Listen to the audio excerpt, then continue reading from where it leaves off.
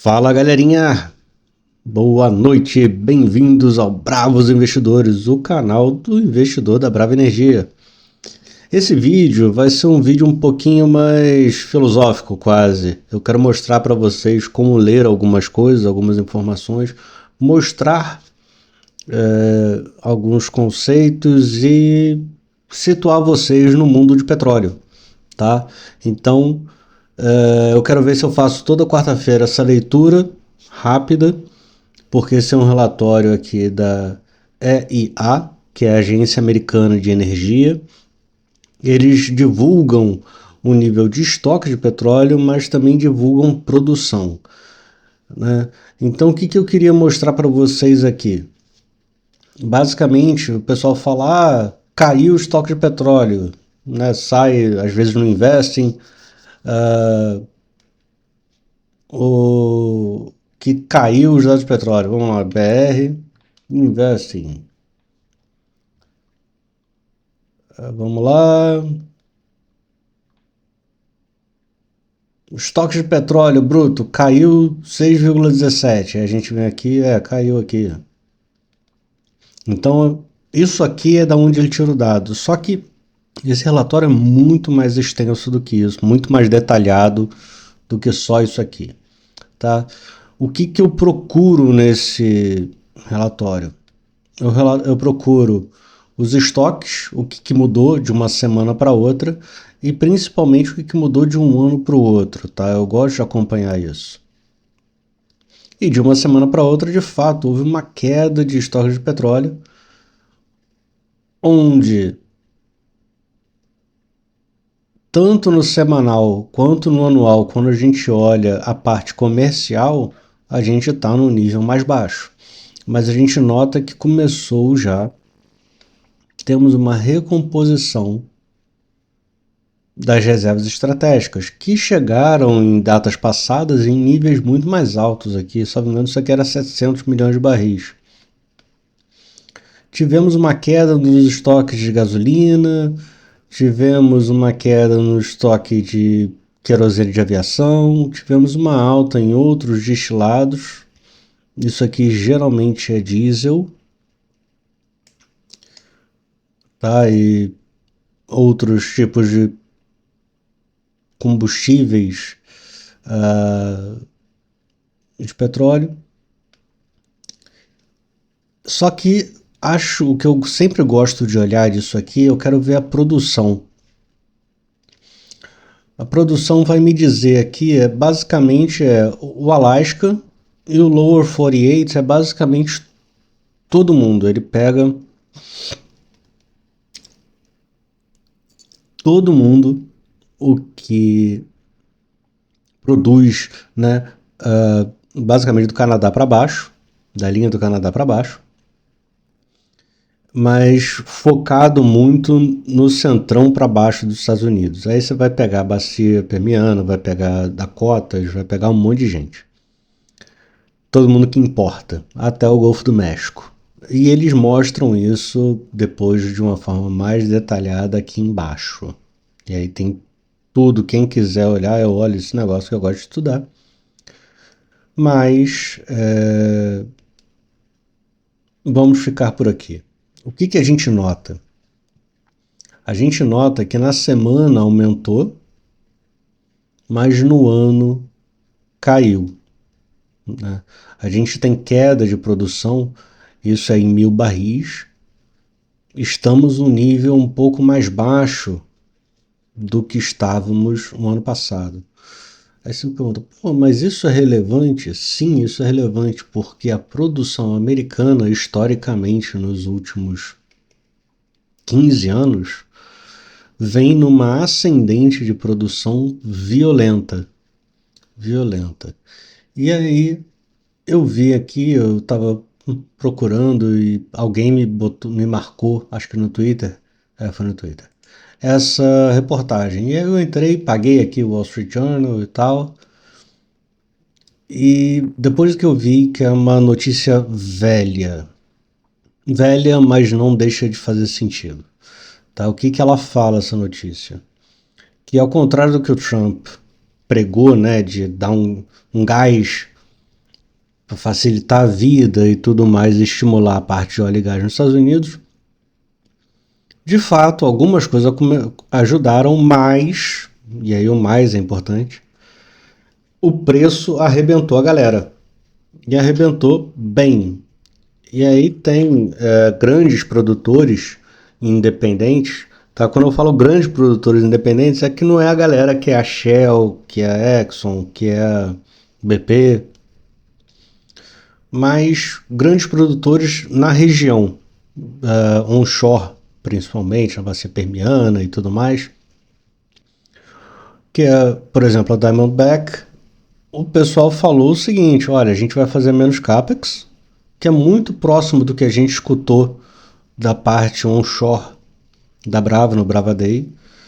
Ia furar menos poços, mas ia manter, ia evoluir a tecnologia de recuperação terciária, injeção de nitrogênio, aumentar a injeção de vapor,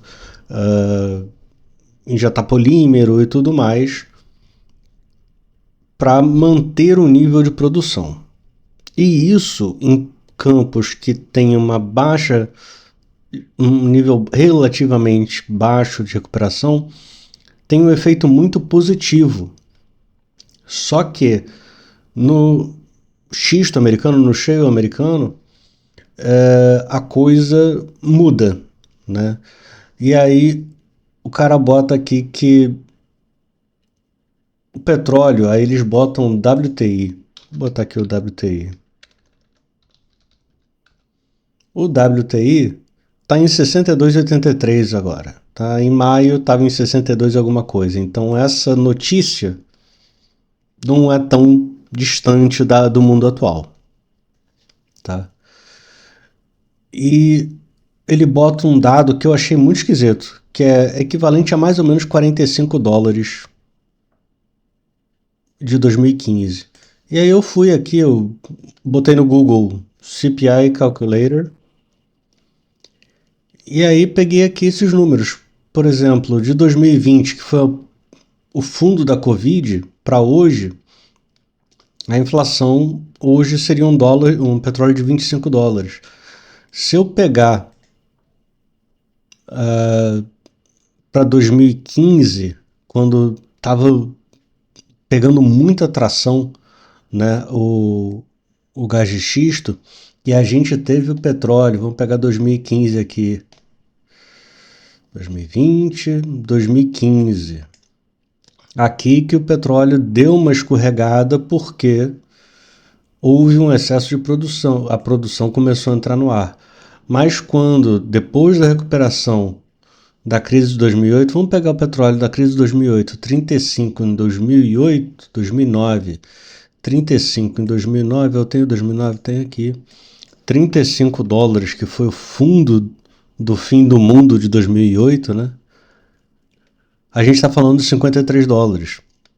Então, quando a gente pensa, o pessoal falando, o petróleo pode ir para 50, 40, porra, seria equivalente a um petróleo a 30 dólares em 2008, o que era muito barato, já era um cenário de crise. Se a gente pegar os 94 dólares, 95 dólares, que foram médios em 2011, vou botar aqui novembro de 2012. Novembro de 2012. 94. A gente está falando de 131 dólares o barril, 132 quase. Tá? Então, por que isso é importante para a gente fazer conta? Porque basicamente a vida do produtor ficou mais cara, o equipamento ficou mais caro, o salário aumentou,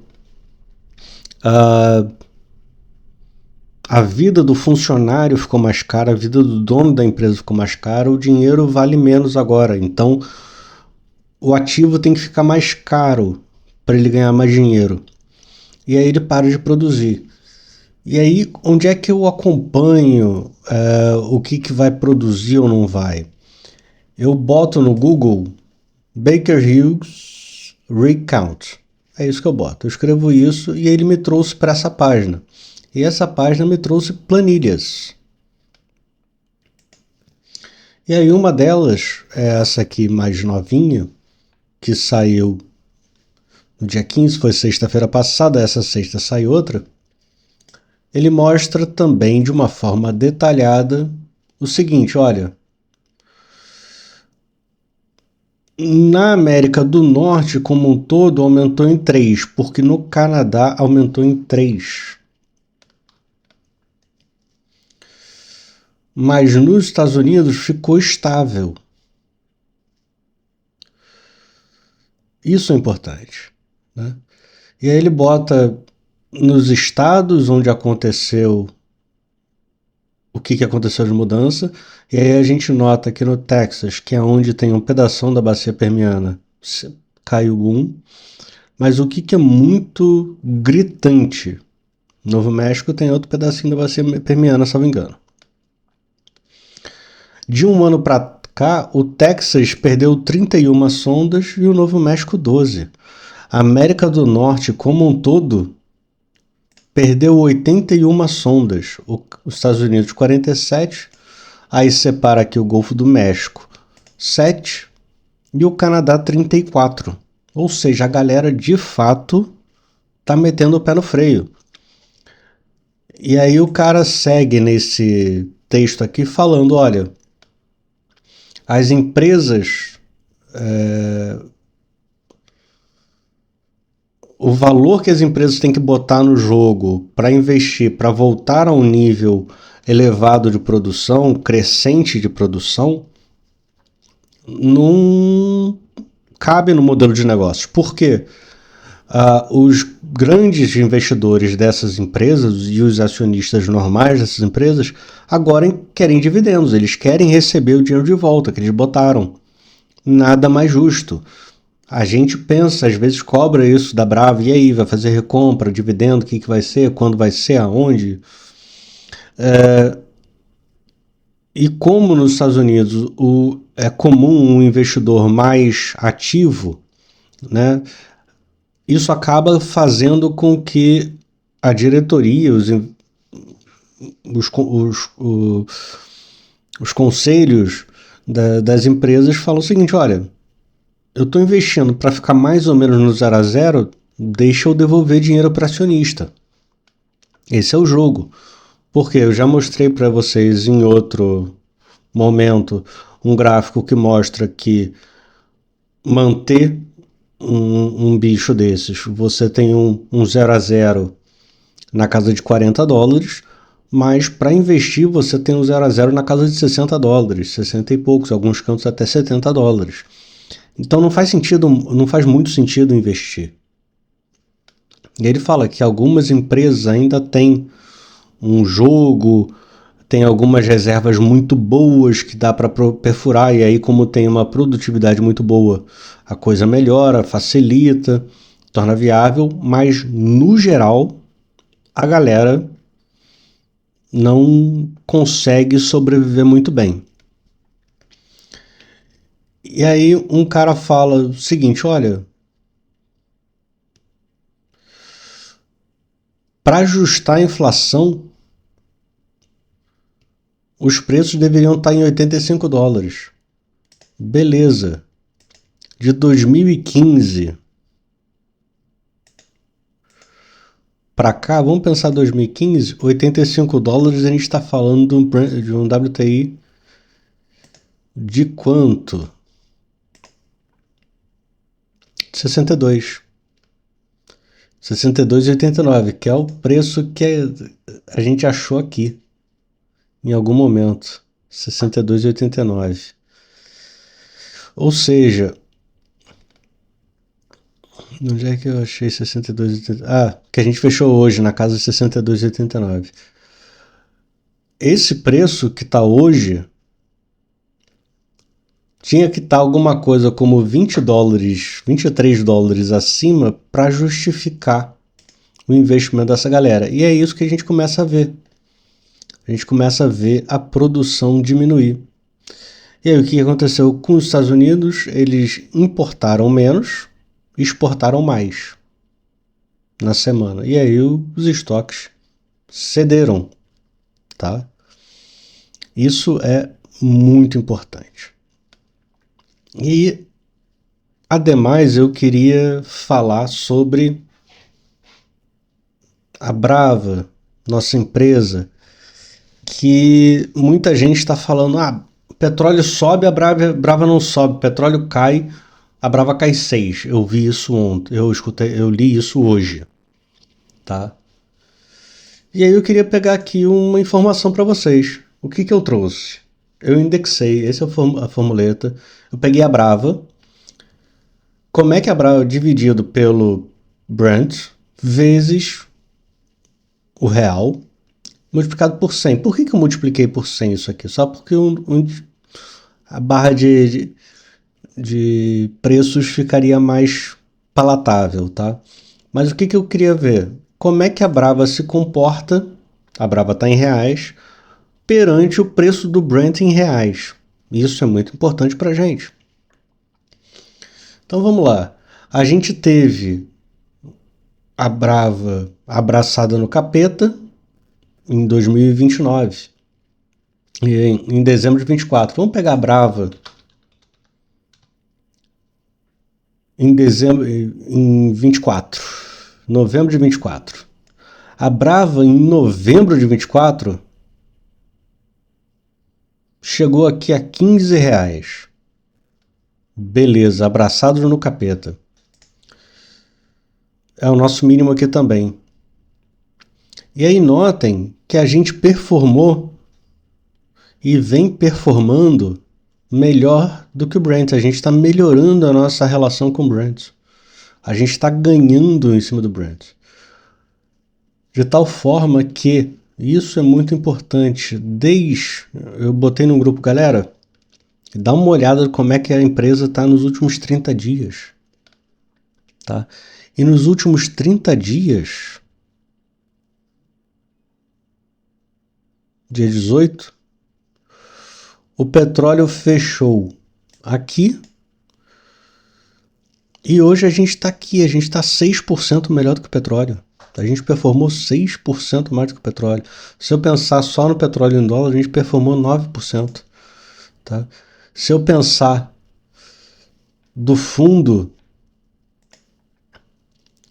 da Bacia das Almas, a Brava performou melhor do que o petróleo em 36%. Petróleo já trazido para real. Por que isso é importante? Porque eventualmente a nossa ação é precificada em dólar, em reais, só que a nossa receita é em dólar. Então, se o dólar cai e o petróleo cai, esse impacto é maior ainda para a gente. E olha o que a gente está entregando. Isso é extremamente importante. Tá certo? E agora, a surpresinha no final que eu queria trazer para vocês. Então, entendamos uma coisa. A produção de petróleo nos Estados Unidos, semanalmente, subiu um pouquinho, mas ano a ano está basicamente parada. Ela parou de subir. Isso é muito importante. Tá certo? Isso é muito, muito, muito, muito importante. Os estoques caíram porque eles exportaram mais e importaram menos. Tá? Então, esse é o jogo. Faz parte do jogo. O petróleo tinha que estar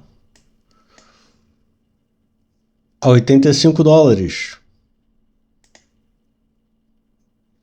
para estar mais ou menos onde estava em 2015.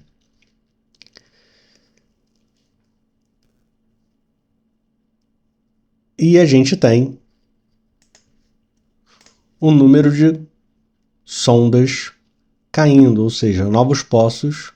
O número de novos poços está cedendo de uma forma relativamente agressiva. Deixa eu habilitar a edição aqui. Eu quero fazer só uma continha antes da gente mudar. O que eu quero fazer? Quero fazer o quanto caiu.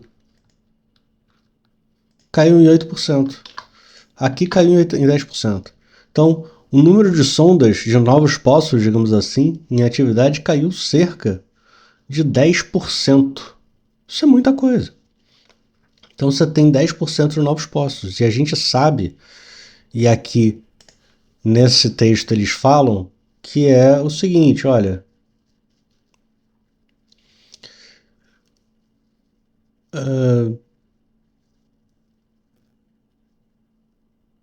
onde que tá?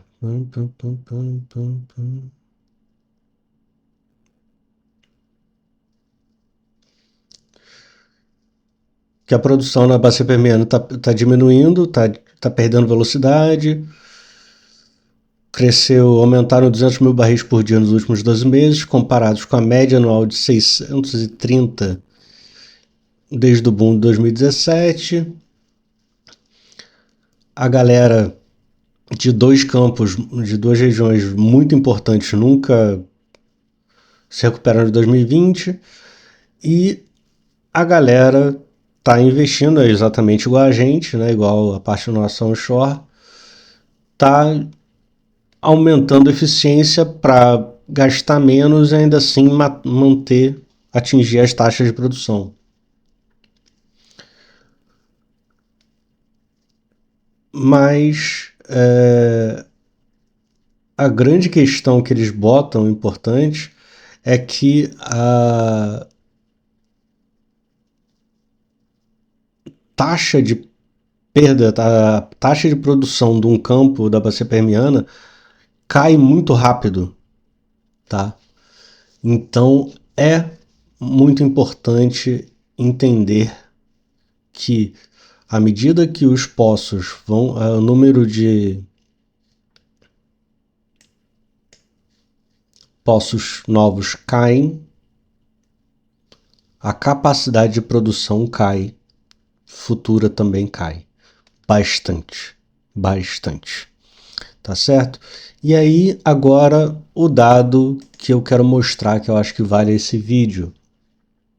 Bem, isso aqui um amigo passou num grupo que eu tô, e aí repasso com vocês, que é o seguinte. Hoje, mais cedo, basicamente não tinha ação da Brava para alugar. Ou seja, a galera que depende de Brava para vender a descoberto, para apostar contra o papel, está com dificuldade de achar novos papéis. Ah, mas o nível ainda está muito alto. Sim, o nível está alto, mas uma vez que o cara já vendeu a primeira vez, ele não tem como empurrar mais o mercado para baixo, caso ele queira, porque ele não tem novos papéis para alugar. Isso aqui é da XP. Eu conversei com a mesa do BTG e falaram que está mais difícil, não me abriram dados. Conversei com outras corretoras e também me passaram informação que está mais difícil, não me passaram dados. Mas o que a gente já nota? Antigamente essa taxa estava em 0,5%, hoje está em 2%. Quero ver o que vai sair de novos dados nos próximos dias. Tá? E, acima de tudo, de manhã, sai a atualização da ANP. Talvez a gente já tenha a atualização com os poços 2H e 3H em Atlanta. Eu quero ver como é que está mais ou menos aquele jogo, para a gente ter uma ideia de qual vai ser a produção desses campos, o que vai ter desse poço e tudo mais. Começar a ter um cheiro. Então é isso, gente. Petróleo subiu, mas ainda está lá embaixo. Tá? Tá bem baixinho. Se a gente botar aqui quanto é que seria o petróleo a 64 dólares hoje, seria um petróleo de 47 dólares em 2015. Ou seja, a conta não fecha para o produtor. Né? Petróleo fez uma recuperaçãozinha. Tá fazendo um desenho aqui, pode ser interessante. Tá? Pode ser bem interessante. Ele pode estar fazendo um fundo arredondado aqui. Jogar isso de novo para 72. A gente tem a Brava se comportando perante o petróleo muito bem, inclusive nos últimos dias, tirando ontem, que foi um desespero, mas aí foi o mercado como um todo, a coisa está interessante. Temos um nível de aluguel altíssimo e está começando, eventualmente, ficar difícil de alugar papel. Então, talvez o volume de shorts novos diminuam. Isso tudo tende a deixar o papel mais leve. Pode subir muito? Milagres acontecem. Podemos ter um short squeeze? Improvável, a não ser que saia uma notícia muito diferentosa. Acho improvável pra caramba agora no curtíssimo prazo. Tá? A empresa tem coisas muito interessantes para entregar, mas vai ser passo a passo. Agora, o ponto positivo de ter pouco papel para alugar é que a quantidade de shorts não é só a vontade, mas a possibilidade do short executar a venda e entregar está começando a ficar difícil. Está começando a rarear.